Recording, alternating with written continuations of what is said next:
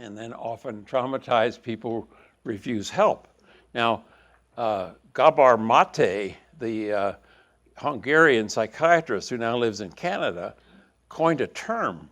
He said, the medical profession and all the people in America are suffering from traumaphobia. That was a term that he used. I thought it was a great term. And it really, I think, accurately hits the nail on the head, that what we're dealing with people who are really afraid to look at what happened to them as a child or what didn't happen to them and how it's affecting their life. You'd think that would be something everyone would be interested in. And I mean, you obviously are, you wouldn't be here. But the rest of the world hasn't caught up to that yet. And they're still afraid of it. So you're dealing with fearful people who are denying that they need any assistance to deal with whatever's going on in their life. And so that's a resistance you have to deal with. So they're denial about their trauma. They don't trust other people. They're using addictions to cope with their trauma. You know what I think one of the biggest addictions is?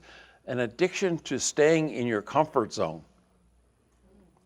You know, and when people stay in their comfort zone, there is no growth. There's no change, nothing. It's just kind of business as usual. And also they have strong protective defenses. Well, why do people have protective defenses against looking at this?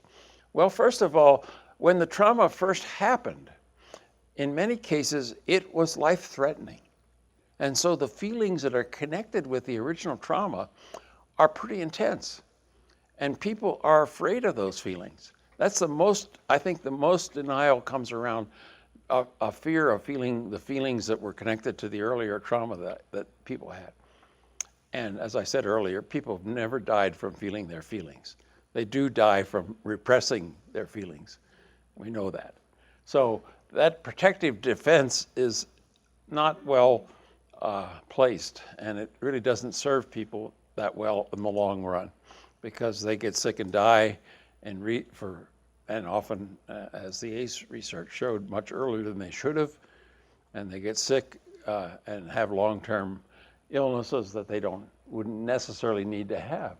So this is what you have to deal with when you're trying to look at how do you bring trauma-informed care into an organization.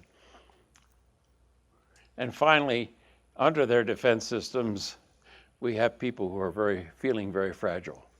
And as Janae talked about this morning, I wasn't here when I heard her, but the idea that people in this country are much more fragile than the people she deals with in Ukraine. Because we never had World War on our soil. We never had famine on our soil. We've never had huge natural disasters on our soil. We still have hurricanes sometimes that affect certain parts of the country. Texas is one of them. But it isn't that we have had to cope with mass kinds of problems that other countries have to in Europe and other places. And so they've developed resiliency that we don't have. So most people in this country are much more fragile for that reason. And it's something you have to deal with as a reality. So confronting traumaphobia, the first thing you need to do is help people get out of their comfort zone. For more information about trauma and its effects and how to heal trauma, please visit traumainformedcaretraining.com.